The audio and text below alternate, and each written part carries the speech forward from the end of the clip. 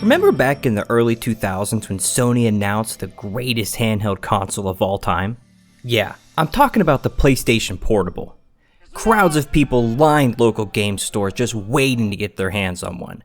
Sony promised a PlayStation in your pocket, and boy did they deliver. Fast forward to today and the PSP is still one of my all-time favorite consoles. And when I say PSP, no, I'm not talking about the PlayStation Portal. What the hell? Oh my god! Yeah, I think I'll pass.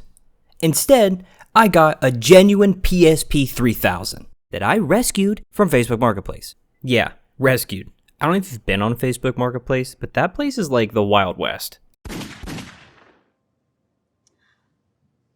What the fuck is this? So, I'm sure none of you will be surprised when I say this PSP is far from perfect. Just look at it. But that doesn't matter, because today, I'm rebuilding this baby from the ground up, and we'll be introducing some much needed upgrades along the way. So stick around to see how going from this to this is actually easy.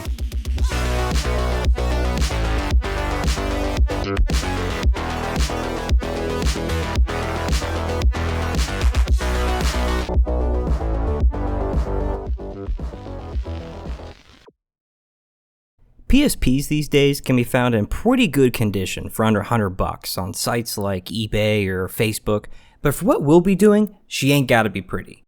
I recommend the cheapest working PSP you can find, and that's why I chose this PSP. When I said this thing is far from perfect, I meant like really far. We're talking light years. There are scratches and scuffs all over this thing. It's got this real nice grimy texture to it, oh yeah. Oh, and it gets even better. Check out the other side of this thing. Man, I wonder what they did to her. The battery cover is the only decent part on this thing, but I actually haven't checked, so let's pop the hood and see how much juice she's packing. What is that? 800 milliamp hours is actual dog dookie. Look. Yeah, this battery is cheeks compared to the original. Alright, cover's going back on. I don't look at that stinky doo-doo no more. Hopefully these buttons are less of a disappointment. I mean, they're kind of mushy, but like, they work, I guess. About as mediocre as I was expecting, but now for the real test. Does she turn on? Time to see if this freaking Temu-ass battery has any juice in it. Not that it'll matter, because it won't last more than 5 minutes anyway. Well, would you look at that? She's on! And with a full charge, too. Anyway, I don't think this thing came with a memory card. Nope. Alright, well that's not going to stop us from testing a game. I've got a copy of Castlevania here we can try. We're just going to pop that bad boy in there and hope for the best. Drop a comment with how long you think it's going to take this thing to load. I've got a timer on screen and these things definitely aren't fast by today's standards. And whoever guesses closest gets featured in a Mr. Beast video. Yeah, I think I'll time-lapse this part.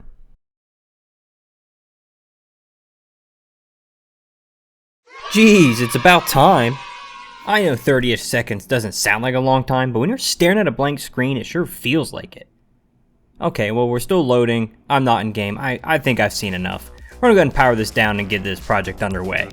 For anyone out there who actually wants to tackle this PSP Resto-Mod project, I'm going to do a quick project breakdown. But for those of you who are just here to see that juicy before and after, feel free to skip ahead. I like to break these down by difficulty, time, and cost. If you're new to the world of DIY tech projects, this is a great place to start. There are no special tools or skills required, it doesn't take much time, and it's relatively inexpensive, especially if you already own your own PSP. That being said, there will be affiliate links down below if you'd like to purchase any of the parts, tools, or even a PSP like the one featured in the video. Using those links gives me a small kickback that helps to offset the cost of projects like this one, even if you buy something completely different than what I recommended. I really appreciate the support as it helps me to continue doing what I love. Now, with that out of the way, let's finally get into the project. Since I'm an absolute baller, I already have this super cool electronics repair kit, but if you don't already have a kit like this and are looking to pick one up, I'll have some linked in the description down below. As long as it has a small screwdriver and a pair of tweezers and some sort of spudger or prying tool, you'll be good to go. Starting with our 1.5mm Phillips head screwdriver, we're going to remove 7 screws from the back of this PSP. That's 2 screws up top, 1 on the bottom, 2 on the right, and 2 on the left. This last one's hidden under your warranty sticker, so go ahead and remove that. Also, make sure to check your top screws. If you're working with a Japanese model, there's a good chance they're using Torx screws up here. Once you've got them all out, you can flip your PSP over and top faceplate will lift right off. With the faceplate removed, we can finally take a look under this thing, and oh boy, check out the dust bunnies. Aw, I'm gonna name this one Frank. Oh Frank, you and I are gonna have so much fun later. Up next, the shoulder buttons. Now if your PSP's like mine, your shoulder buttons will kind of just come right out. These clips just pop right off. Obviously if yours has screws, take them out. Speaking of screws, if your PSP has a screw in this bottom left corner, take that out and then pop this trim piece off like so. Underneath that trim piece is this little clip for your home bar. Pop that out, then head over to the other side and do the same thing. Next, we gotta take the LCD off to get at the ribbon cables behind it. Starting with this pin, just lift this bad boy up and fold it towards you, being careful not to drop it as it is still attached in the back by these ribbon cables. Speaking of ribbon cables, here's what they all look like up close. These little guys back here can be frustrating, but I promise it won't be that bad. Feel free to screenshot this if you want to reference it later. Now let me show you how to get these guys out. Most of these ribbon cables will either have a thin tab that flips up or a thicker one that flips down to disconnect the ribbon cable. Your precision tweezers are a great tool for removing these ribbon cables, but I've got long nails, so I'm going to use those instead. Just get underneath the clip and pop it up. It's really that easy. Now we're just going to repeat that for the remaining ribbon cables and remove each component as we move along. The process is really straightforward up until you get to the cable for the UMD drive. Instead of a tab, there are two sliding latches that lock this cable into place. Push them out to the right to disconnect the cable. Normally I'd use a spudger or precision tweezers for this, but today we're just using all nails, baby. Once you get this ribbon cable removed, you can actually take this entire piece off. Just be careful when you get to the top because the flexible membrane for the left trigger button is held down to the housing with adhesive. Oh, well mine was barely on there, but yours might actually be glued on. Alright, now I'm taking the screw out from the analog stick and disconnecting its ribbon cable.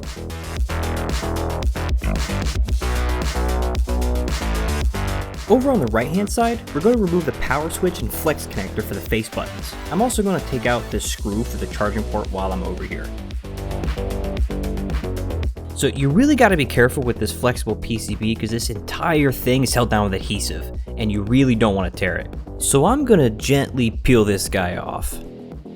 And just like the left side, the right shoulder button's PCB is also held down with adhesive.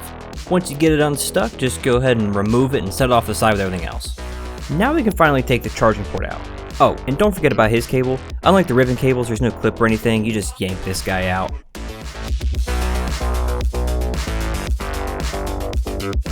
At this point, there should only be two things left that are still connected to your motherboard. This right side speaker and the PCB for your Wi-Fi antenna. Now depending on your model of PSP, you may not have this separate Wi-Fi antenna PCB. So for now, we're just going to disconnect the wire and we'll get to this last. For the speaker, you're not really supposed to just yoink it out, but guess what? I'm just going to yoink it out.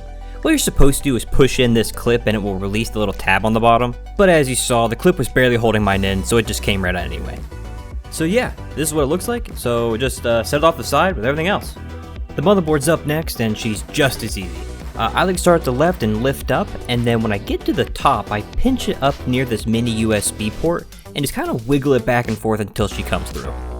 Oh, and then there's this thing. I'm not really sure what it's for, but it's pretty easy to remove. You just slide it to the left until those nubbins line up with the holes and it should come right off. Okay, I don't know why it's not cooperating. Come on, let go. Come on. Alright, I'm just gonna start yanking on it. Dude, I swear I've done this before. It was not this hard the first time. Why is it just... Oh, well there we go. Alright, well we'll put the metal doohickey off to the side. Now we just have the UMD drive and the Wi-Fi antenna. I'm going to start with the UMD drive. Oh, and make sure my disk is out. To get to the UMD drive, we need to first remove the UMD door. To do that, we need to pull the hinge out of its socket at this chamfer on the left side. It's going to take some force, so if you feel like you're going to break it, you're probably doing it right. Now the UMD door is free, we're going to remove the UMD brace inside. Now I'd like to stick my fingers in like so and press against the brace outward until it pops off of these little nubbins. Then we just take off the door. And just like that, we have access to the UMD drive. Oh, check this out. Frank had a family. Aww, so cute. Being sure not to disturb Frank's family, I'm just going to take out these 4 screws, and then we'll deal with the Wi-Fi antenna underneath this sticker. You know, I am so glad I did this whole disassembly barehanded. Like, this thing's actually disgusting. Look, do you see that? That's Frank's kid. He's dead. R.I.P. little bro. Alright, well, unfortunately I had to break the news to Frank, but now that that's done, we can get back to taking this UMD drive out. I loosened mine by pressing on it back here. Sometimes the little rubber grommets hold it in place, but now that it's loose, I can just put my finger in there and kind of pry them out with my nail. Just like that. Oh, wait, he's stuck. Like that. Those are the rubber grommets I was talking about. You don't want to lose those, by the way. And finally, the Wi-Fi antenna. Now, as you can see, it's behind this sticker, so I'm just gonna cut it out. There might be a more elegant way to do it, but I don't really see a purpose in doing that, so I'm just gonna feel around for the edge of this thing and get to cutting. Okay, so I ended up time-lapsing this section. I thought this was gonna be quick and easy. I was trying to use the tip of the screwdriver to cut out this PCB, and yeah, that was a mistake. I switched to the spudger, and that didn't help at all. So I eventually just tore the sticker off and then took an X-Acto blade and traced around it. But yeah, don't waste your time like I did. Okay, so after peeling the sticker off, I was finally able to cut around the PCB. The screwdriver did an awful job, so I would definitely not recommend it. The PCB itself is just an antenna though, so we don't need to worry about damaging any small electronics on here, because there are none. To actually remove this guy though, I had to pry it from the back to unstick the adhesive holding it down. I just used the tip of my spudger and poked at it. But now that it's loose, I can flip her over and I should have enough clearance to get my fingernail under there. Oh, hold on. Like that. And then now I can peel it up and push it through this hole. And boom! That's our last piece. You know what that means. There's just one last thing I gotta do. It ain't nothing personal. Hasta la vista.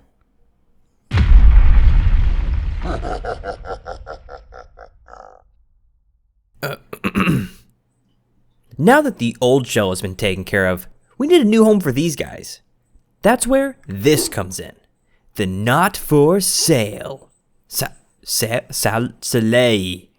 Not for soleil. It must be French. Anyway, inside of our not for soleil box resides our new shell and all of our necessary components.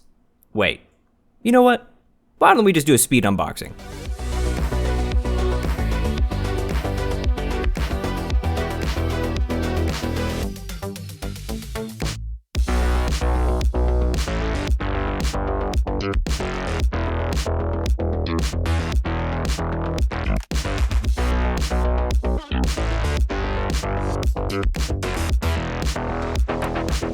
Okay, unboxing over.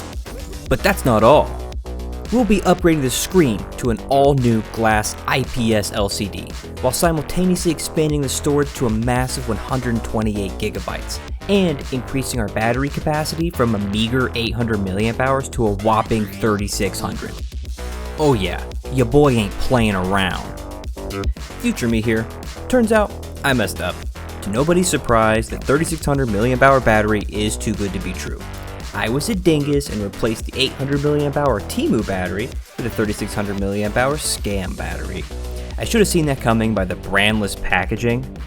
Ooh, battery pack, lithium battery pack. Oh yeah. The battery life of the new battery is hardly better than the old one. The YouTube channel Total Kommando did a whole video on PSP batteries that I should have watched before doing this video, but alas, I did not. Anyway, I'll leave his video linked in the description, as well as his battery recommendation that will actually get you closer to 4 hours of playtime, instead of this little guy that barely hits 2. Okay, back to the video. With the new shell out of its box, we're now going to begin transplanting all the parts we just gutted from the shell I yeeted into oblivion into this one, starting with the UMD drive. Since this part is just the disassembly in reverse, I'm going to speed through most of it, but I'll stop and talk about any issues I run into along the way. With the UMD drive in hand, feed the ribbon cables through the shell and secure the drive with 4 screws. Reattach the metal thingy by aligning its nubbins and sliding it to lock it in place. Then, attach the bracket to the UMD door and align the door with the hinges to snap it into place. The metal bracket that came with the new shell is a bit different than the old one. This one snaps in from the front instead of attaching from the sides, but it did take quite a bit more force than I was expecting. I'm not sure if I was supposed to attach this before attaching it to the door or maybe come at it from a different angle. I'm not sure.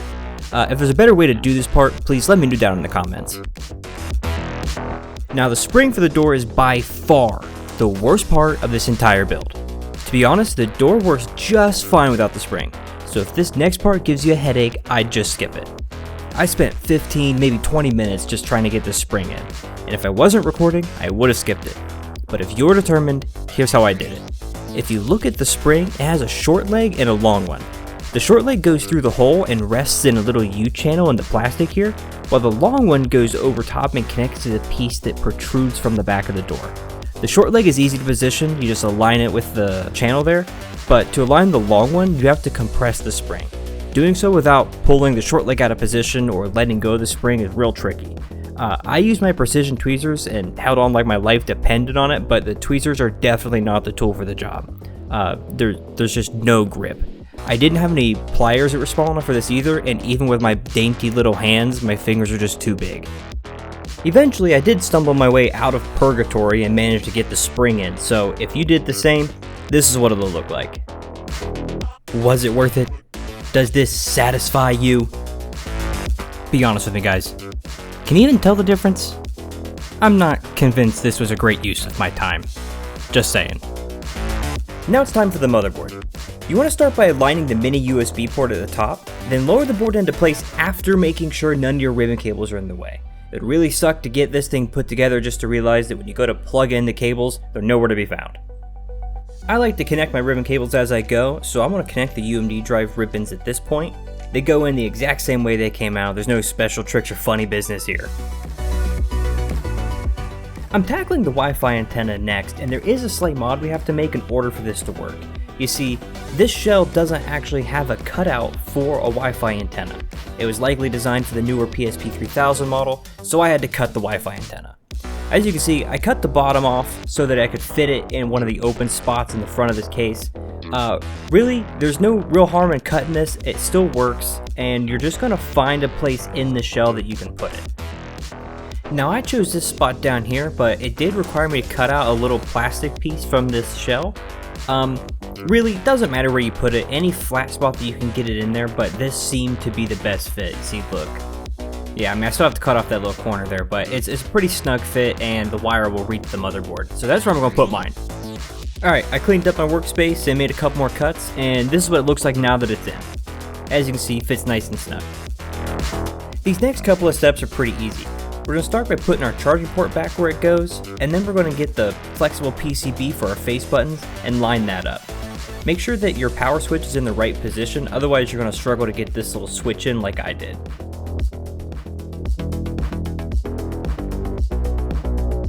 Once that's done, go ahead and get these guys connected up. Now we're going to grab our speaker and snap this into place. Oh, and don't forget the rubber gasket that goes on top. For the analog stick, swap your grip for your new one and then drop this guy into place. This ribbon cable can be kind of tricky to get back in, but be patient, you'll get it. Next, install the left side assembly. I forgot to show it, but don't forget to swap out the memory stick cover with the new one that matches your new trim. Now find your shoulder buttons and their retaining clips, and we're going to do those next. The shoulder buttons just kind of slide into place, and then the retaining clip, at least on my model, is a press fit. So I line up this little pin and push it down. Again, if you've got the one with screws, you're just going to screw them babies down. Speaking of screws, now's a good time to get the screw for the charging port and the analog stick put back in. At this point, I'm going to reattach this trim piece, and then we're going to get our new screen and our home bar and handle these guys next. Now, the screen looks different, but it connects exactly the same way the previous screen did. The only catch is that the ribbon cable for the LED backlight, the clip will not close all the way, and you don't want to force it down. Whatever it is with this new screen, I don't know if the cable's longer or thicker, but you can't close it all the way, which is totally fine, because once everything's snugged up and closed tight, it ain't going anywhere. Now, of course, it would just be my luck that after saying that, my ribbon cable immediately comes undone. I don't catch it now, but I do go back later off camera and fix it, so don't worry. Once you get the LCD connected, we can feed the ribbon cables for the home bar underneath and get those connected as well. This piece here that I'm setting off to the side is the cable for the microphone. Yeah, I just couldn't be bothered. Anyway, go ahead and close her up and re-secure your home bar, and then we're going to move on to the buttons. Go ahead and grab your buttons and get them positioned on the PSP where they belong. You can see my D-pad is still attached to the faceplate, but speaking of the faceplate, there is one more thing we have to do for this LCD mod to work. Patient's pulse is steady. Prepare to operate. Mark the incision. Scalpel. Prepare to cut. Going in gently. Nice and easy now. Stay with me, pal. Oh God, I'm losing him. I'm so sorry, I'm not even a doctor. It had to be done. Yeesh. Well, that was dramatic. But just like Doc said, it did have to be done. Our new screen is laminated, which means it's not only scratch and dust resistant, but it's also much thicker than an original. We need the extra space, and besides, you wouldn't want to cover this screen with a scratch-prone plastic cover anyway. With the surgery complete, it's time for the final assembly.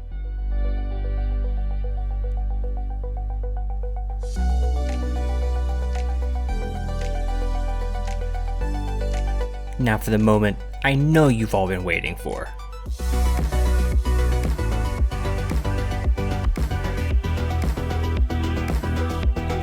This PSP is immaculate. It looks brand spanking new. Dude, I am so happy with how this thing turned out. Let's hope she still turns on. It'd be a real shame if I broke it. Oh, yeah! Damn, look at that screen.